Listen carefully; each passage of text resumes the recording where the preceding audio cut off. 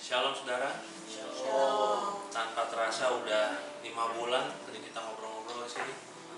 Pandemi ini berlangsung khususnya di negara kita ya. Satu hal kita mau sama-sama belajar bersyukur. Apapun yang terjadi dalam hidup kita saat ini, kondisi kita seperti apa, kita mau belajar bersyukur dan kita mau iring Tuhan sampai akhir. Amin saudara. Amin. Kita mau sembah Tuhan. Terima kasih Tuhan. Kau setia Tuhan dalam hidup setiap kami Tuhan. Kami juga mau belajar setia dari Engkau sampai akhir Tuhan. Terima kasih Bapa buat hari-hari yang Kau beri Tuhan dalam hidup kami. Terima kasih Bapa. Terima kasih Tuhan.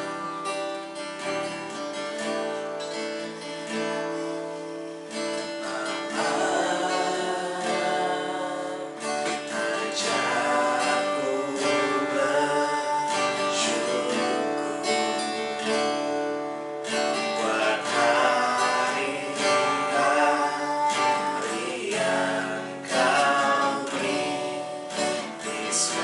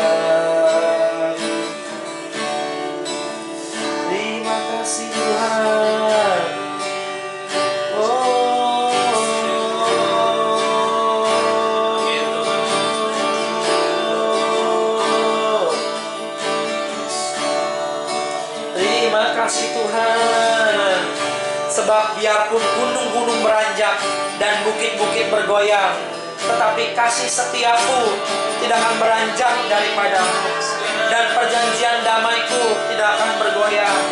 Firman Tuhan yang mengasihani engkau.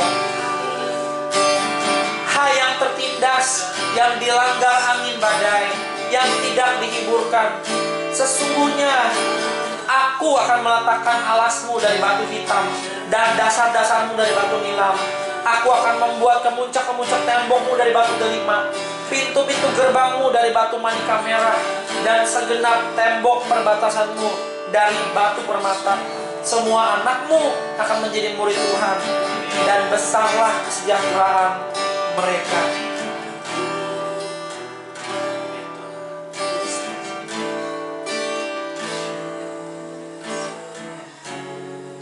Kami bersyukur buat kasih setiamu.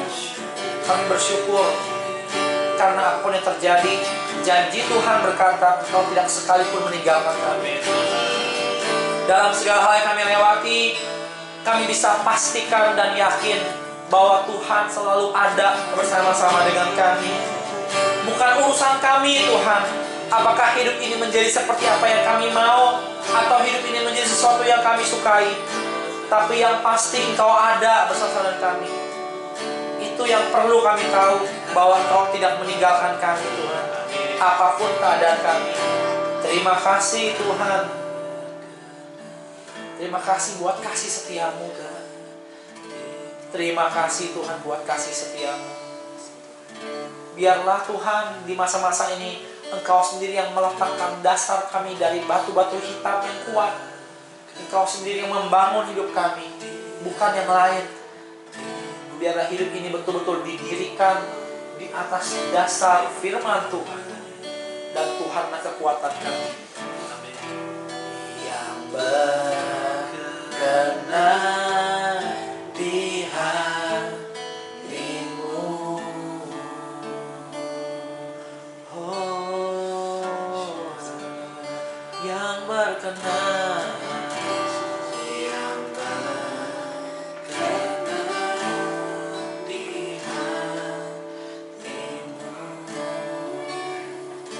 Nama Yesus kami berdoa. Amin.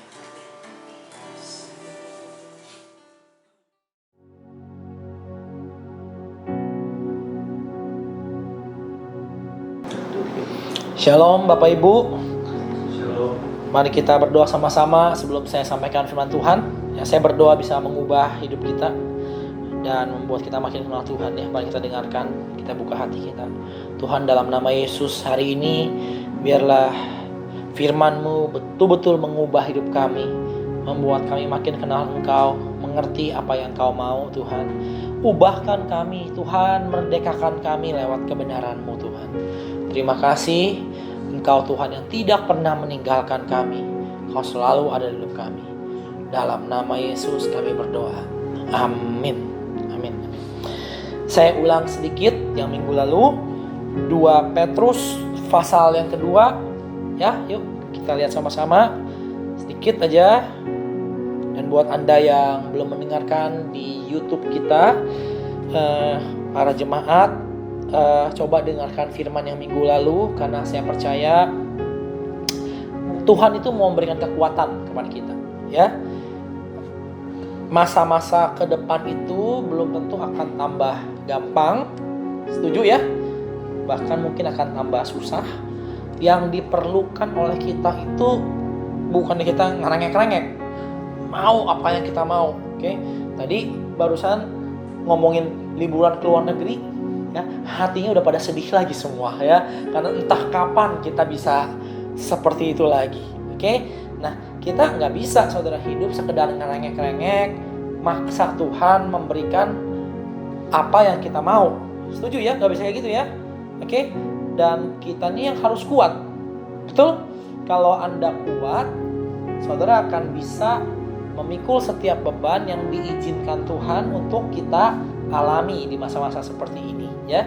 Jadi kita sendiri yang harus kuat. Nah, kenapa kita bisa lemah, bisa nggak kuat? Kenapa? Karena kerap kali yang kita makan secara rohani itu bukan makanan yang solid, bukan makanan yang betul-betul makanan, tetapi makanan yang merupakan hanya isapan jempol belaka. Kita udah bahas minggu lalu. Mungkin nggak seorang bayi bisa kenyang ketika ia ngisap jempolnya? Bisa nggak? Ya, sini ada ibu-ibu yang lebih senior daripada kita, yang mungkin melihat cucu-cucunya lebih banyak daripada kita ya.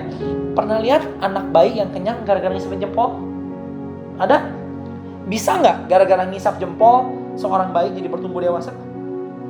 Jadi besar? Ada gizinya nggak kira-kira ngisap jempol itu? Mana ada gizinya? Oke? Tetapi itu menenangkan mereka. Mereka senang kan? Nangis-nangis, ngisap jempolnya bisa berhenti sendiri. Nah itu, firman-firman Tuhan yang seperti itu yang hanya menyenangkan kita. Seperti isapan jempol. Oke? Tapi nggak bisa membuat kita kuat dan dewasa. Dengan kata lain, nggak ada gunanya. Ketika masa-masa keras, realita, kenyataan kehidupan melanda kita, saudara, kalau kita hanya bangun hidup kita lewat isapan jempol, Anda pasti akan ambruk, akan gak kuat. Tetapi kalau Anda betul-betul terima makanan rohani yang bergizi, saudara akan kuat dan akan menjalani hidup yang luar biasa. Saya lagi disiplin dan saya 40 hari betul-betul cari Tuhan setiap hari dengan segenap kekuatan lain saya bisa lah, dengan semua waktu yang tersisa. Saya anjurkan untuk setiap kita, dengar ya, coba cari Tuhan masing-masing. Berikan waktu ekstra untuk memberi makan dirimu dengan hal yang rohani. Kita YouTube akan tetap ada, oke? Gereja rumah akan tetap ada. Kita laksanakan sebaik mungkin. 1 bulan maksimal 3 kali ya. Kita bisa kumpul maksimal 10 orang kumpul sama-sama. Tapi Anda bertanggung jawab untuk memberi makan dirimu sendiri. Setuju ya? Kalau hidup Anda hanya diberi makan drama Korea, hanya diberi makan iklan-iklan, saudara, Anda nggak akan kuat. Ini masa-masa sukar yang butuh kekuatan. Bukan butuh mimpi masa seperti ini. Setuju? Ya, bukan butuh untuk kita bermimpi, tapi butuh kekuatan untuk menghadapi realita yang kedepannya mungkin hidup nggak akan lebih gampang. Setuju? Ayo, dengan semua waktu yang Anda punya, cari Tuhan. Nggak cukup sekedar dengar YouTube, ya nggak cukup. Anda harus cari Tuhan pribadi, lepas pribadi, sehingga kamu punya pegangan firman untuk dirimu sendiri.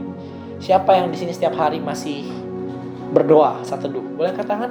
Amin. Ya, sungguh-sungguh doa, cari Tuhan supaya kuat. Lihat 2 Petrus 2 ayat yang pertama dan kedua, rekan saya bisa bacakan. Rekan kami yang setia ini setiap minggu ya, Ibu Stella. Mungkin kali wajahnya juga bisa tampil enak ya, sekalian baca gitu, jadi tahu oh yang ini yang baca ayatnya gitu ya, buat para fans-fans yang belum pernah melihat mukanya. Oke? 2 Petrus 2 ayat yang pertama dan yang kedua, silakan. 2 Petrus 2 ayat yang pertama, sebagaimana nabi-nabi palsu dahulu tampil di tengah-tengah umat Allah, demikian pula di antara kamu akan ada guru-guru palsu. Mereka akan memasukkan pengajaran-pengajaran sesat yang membinasakan. Bahkan mereka akan menyangkal penguasa yang telah menebus mereka, dan dengan jalan demikian segera mendatangkan kebinasaan atas diri mereka. Oke, cukup. Nah, jadi kita bilang ini, sebagaimana nabi-nabi palsu dulu ya, tampil di mana nabi-nabi palsu? Adanya di mana? Di tengah-tengah umat Allah. Tuh. Jadi yang palsu itu bukan di luar sana, tapi di mana? Di tengah-tengah umat Allah, dari kita sendiri. Oke? Kepalsuan itu ya dari kita sendiri. Sesuatu yang palsu kan disamarkan supaya terlihat asli, ya kan? Betul ya? Demikian pula di antara kamu tuh, sekali lagi, di antara kamu semua nih akan ada guru-guru palsu. Salah ngajar firman Tuhan. Mereka akan memasukkan pengajaran-pengajaran sesat yang membinasakan. Kok bisa? Oke? Dari kita sendiri, dari kitab suci yang sama, kok bisa keluar ajaran palsu? Itu kenapa, saudara? Apa sih yang terjadi? Padahal kan awalnya betul, ya. Ada satu orang ahli Alkitab namanya Rick Renner menafsirkan ayat ini dengan luar biasa. Perkataan dahulu tampil di tengah umat-umat Allah, beliau katakan begini, something that occur slowly, atau sesuatu yang apa? Munculnya apa? Pelan-pelan. Jadi kalau kalimat lengkapnya di bahasa Yunani kira-kira seperti ini. Sebagaimana nabi-nabi palsu muncul pelan-pelan. Ngerti ya? Tampil pelan-pelan di tengah-tengah umat Allah, atau menggambarkan movement of time. Jadi seiring berjalannya waktu, nabi-nabi palsu itu pelan-pelan muncul gitu. Nah, kenapa bisa ada kepalsuan? Sekali lagi, ketika seseorang sesat itu nggak terjadi dalam waktu sehari semalam. Betul gak? Saudara cinta Yesus, ya, tiba-tiba malamnya entah ngimpi apa, besok berkata, saya mau sesat hari ini, udah murtad. Bener gak? Gak ada. Sesuatu penyesatan itu munculnya perlahan-perlahan. Something that occur slowly, pelan-pelan munculnya. Tanpa sadar, tiba-tiba udah berbeda dari yang seharusnya. Karena itu Paulus menggunakan kata menyimpang dari iman. Ngerti ya? Menyimpang, ngerti kan artinya? Geser pelan-pelan. Bukannya berlawanan dari iman. Enggak, tapi menyimpang. Saya sama Yudi jalan bersama-sama. Satu garis lurus. Tanpa saya sadar, langkah saya ini menyimpang sedikit. 1 senti ke sebelah kiri. Percaya nggak? Jalan sama-sama, tambah jauh saya berjalan, saya akan makin melebar simpangannya. Betul kan? Sama. Kesesatan itu ternyata seperti itu. Apalagi kalau berbicara dengan hati kita. Yang notabene manusia sendiri kadang-kadang tidak mengerti hati yang paling dalam. Ya kan? Jadi sesat itu munculnya pelan-pelan. Nah, kenapa bisa sesat? Padahal awalnya benar. Awalnya dalam kebenaran, lama-lama menyimpang dari iman. Bukannya berlawanan dari iman, enggak. Tetap judulnya tetap Yesus, tapi menyimpang. Kenapa bisa begitu? Ada satu kunci yang saya mau kita belajar sama-sama, yang tadi Ibu Stella udah bacakan. Lihat ya. Mereka akan memasukkan pengajaran-pengajaran sesuatu yang membinasakan, ya. Bahkan mereka akan menyangkal, perhatikan apa? Penguasa yang telah menebus mereka, dan dengan jalan demikian segera mendatangkan kebinasaan atas diri mereka. Perkataan Tuhan, penguasa ini siapa? Siapa ini? Menyangkal penguasa ini siapa? Tuhan. Betul ya? Perkataan Tuhan di ayat ini tidak disebut dengan kata Tuhan yang biasa. Enggak. Lihat, bahkan Alkitab Indonesia menerjemahkannya sebagai penguasa. Bukan yang mereka menyangkal Tuhan. Enggak. Mereka mungkin tidak menyangkal Tuhan sebagai, oh dia Tuhan. Siapa Tuhan? Oh Yesus. Enggak. Tapi mereka menyangkal sisi penguasa dari Tuhan. Bapak Ibu tahu nggak? Tuhan itu sebetulnya memiliki hidupnya sepenuhnya. Setuju nggak? Ketika kita berkata bahwa Yesus adalah Tuhan saya, berarti Yesus ini bukan sekedar juru selamat saya, tapi dia itu pemilik hidup saya. Dia yang paling punya hak untuk memutuskan. Setuju? Saya ini mau dibawa kemana, mau diapain, mau dijadiin apa, betul gak? Mau dibentuk kayak apa, betul kan? Repotnya begini, kita kenal Tuhan Yesus sebagai Tuhan, tapi hidupnya masih maunya seperti diri kita sendiri. Ngerti gak? Sekalipun Yesus itu Tuhan kita, tetapi dia bukan penguasa hidup kita. Nangkap? Jadi emang Tuhan, tidak ada Tuhan selain Yesus. Anda percaya seperti itu, tapi dia bukan penguasa hidup kita. Bos gedenya siapa? Saya juga. Nanti kalau di surga manggil siapa? Manggil Yesus. Di dunia, saya. Manggil Yesusnya kapan? Pas ada perlunya. Betul kan? Berapa banyak kita ini dalam hidup ini yang sekedar tahu bahwa Yesus adalah Tuhan, tapi nggak pernah menjadikan dia penguasa hidup kita. Kata Yunaninya diambil dari kata despotes, bukan kata kurios. Kurios kan Tuhan, Lord, Tuhan, kurios. Tapi anehnya kata kuriosnya diganti dengan kata despotes, yang zaman sekarang itu diterjemahkannya bos, tahu? Ya, owner of a company, chief executive officer, orang yang memberikan perintah dan arahan tiap-tiap hari. Tuh. Saudara, Yesus itu dalam hidup Anda hanya sekedar Tuhan, atau Yesus itu betul-betul bos kita yang setiap hari berhak mengarahkan dan mengatur hidup kita? Kalau Tuhan hanya sekedar Tuhan nun jauh di sana, yang nanti kalau saya mati di gerbang surga baru saya panggil namanya, tapi selama di dunia hasta la vista, kita hidup masing-masing sendiri. Suatu hari kita bisa apa? Sesat kalau kayak begitu, betul kan? Ya kan? Maksa-maksa terus apa yang kita mau. Oke? Dia bukan penguasa kita. Dia itu sekedar apa ya? Jimat yang harus nurut sama apa yang kita mau. Betul kan? Oke? Berapa banyak firman Tuhan ini di-abuse, dimanipulasikan untuk keuntungan kita. Benar gak? Banyak gak? Ya? Berapa banyak kita pakai apa yang kita pelajari kuasa perkataan, tapi kuasa perkataan untuk menguntungkan diri kita sendiri. Ya? Kita ngomong apa yang kita mau supaya apa? Kita lebih hebat, lebih maju dan sebagainya. Gitu gak? Tuhan itu tidak menjadi despotes. Tuhan itu gak menjadi bos buat kita. Kitanya yang bos. Dia itu gak lebih dari orang yang harus nurut sama apa yang kita mau. Akhirnya sesat. Kenapa? Karena mereka menyangkal penguasa. Mereka menolak. Mereka gak mau hidup mereka dikuasai Tuhan. Oke? Tuhan itu urusan akhirat nanti aja. Selama di dunia kita apa? Kita buat yang kita buat semau-maunya. Wah, repot. Kayak begini repot. Ya.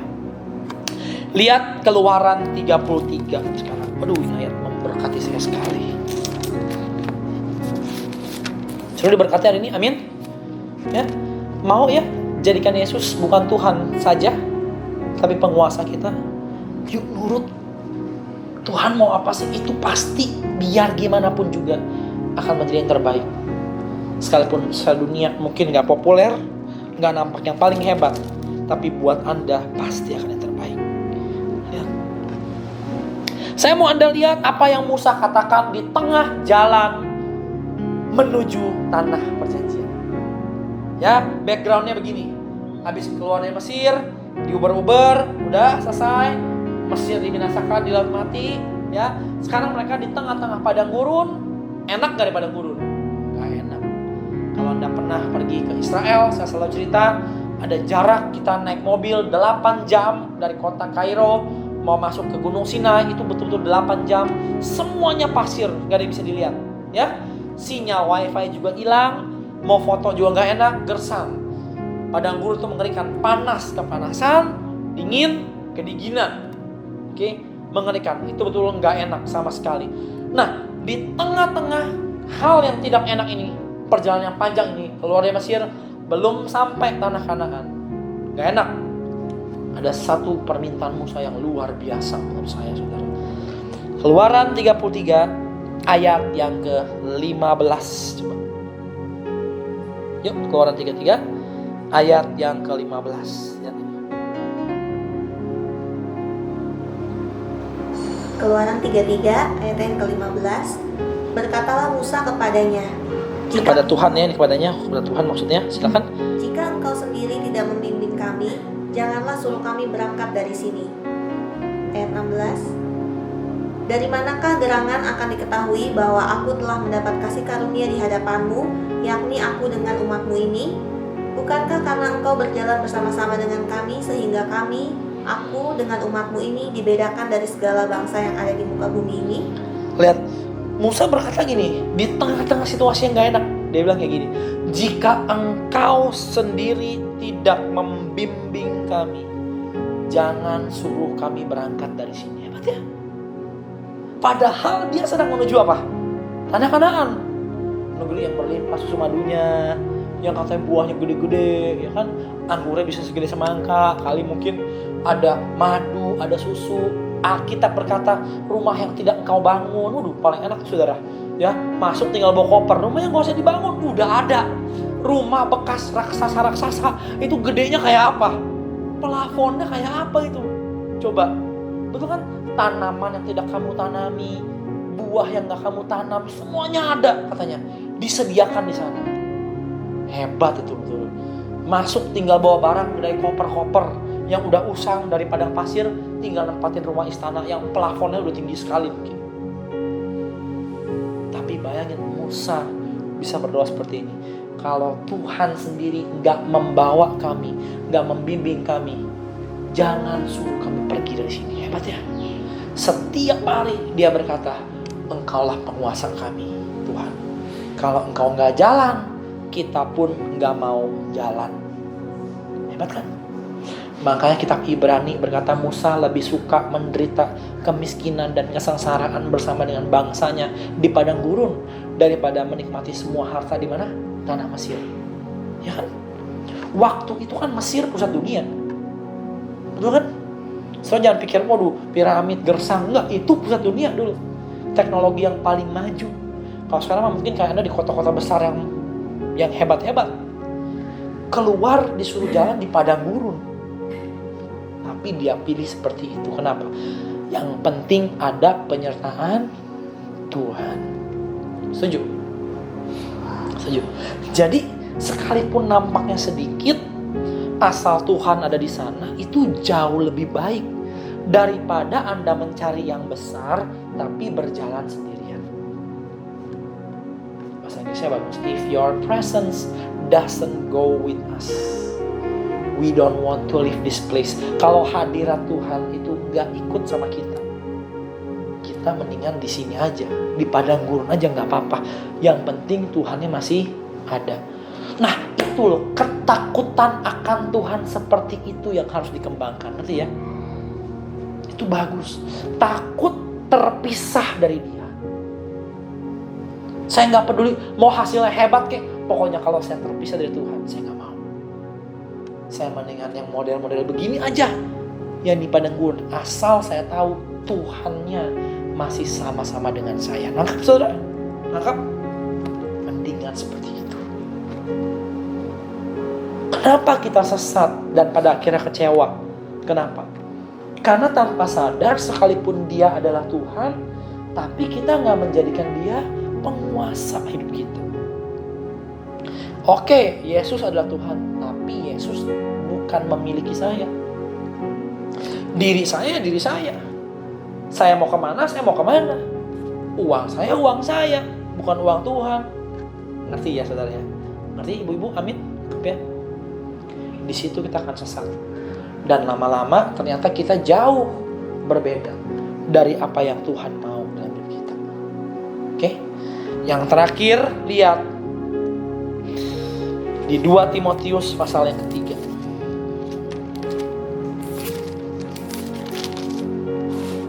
Lihat. So diberkati hari ini? Amin. Mau gak menjadikan Tuhan itu penguasa dalam hidup kita? Amin. Dia bos kita. Dia CEO kita.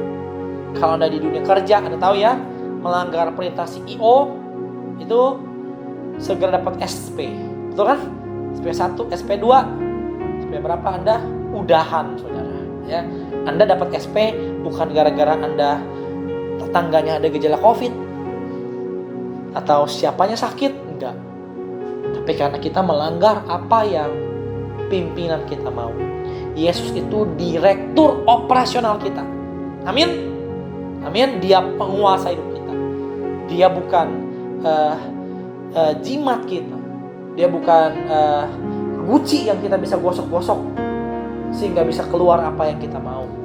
Yang pasti dia bukan kantung Doraemon kita, ya. Jangan pikir dia punya semua apa yang kita mau. Enggak, saudara.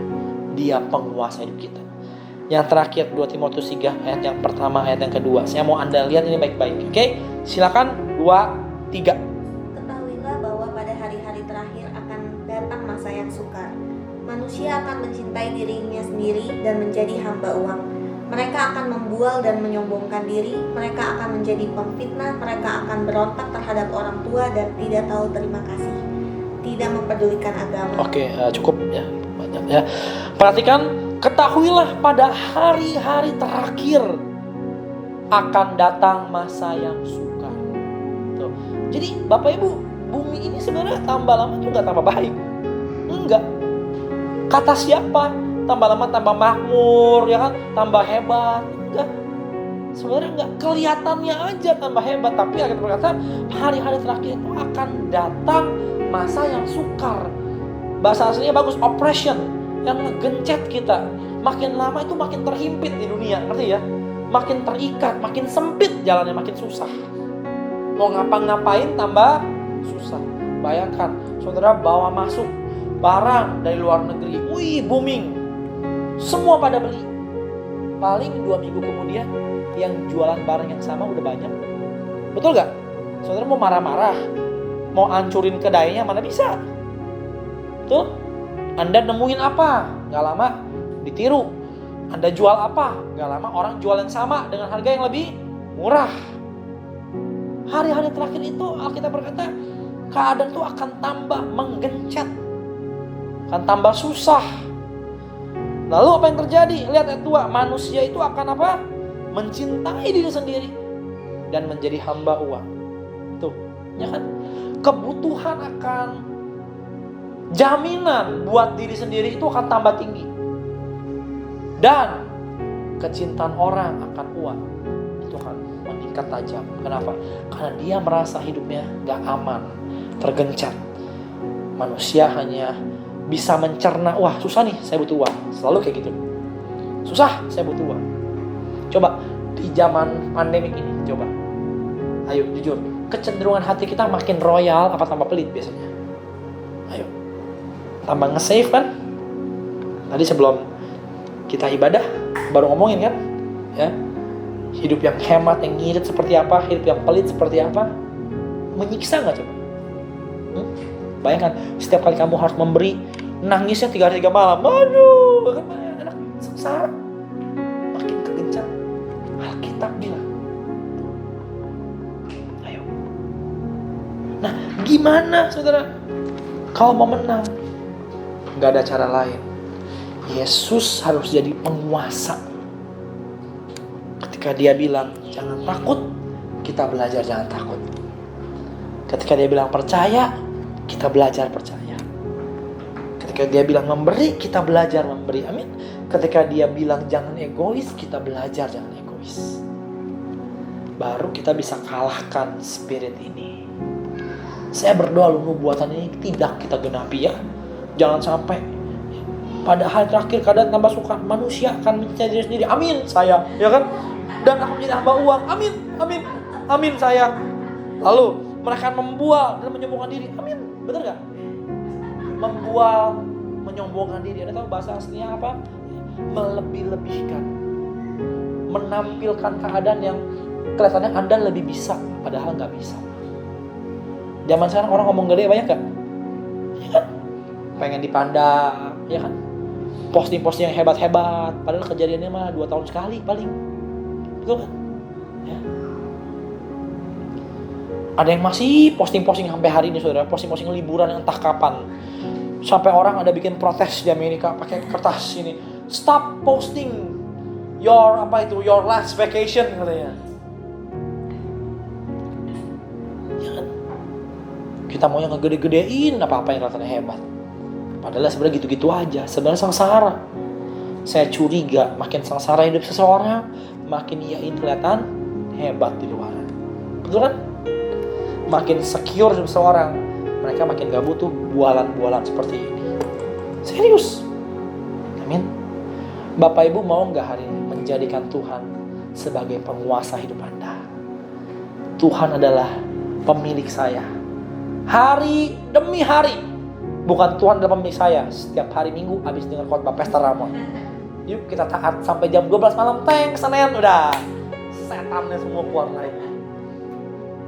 Mau? Kalau kamu belajar menjadikan Tuhan sebagai penguasa hidup kamu gak akan sesat. Hidup kamu akan dibangun di atas dasar kebenaran. Nanti ketika goncangan ada, kamu kuat. Betul ya?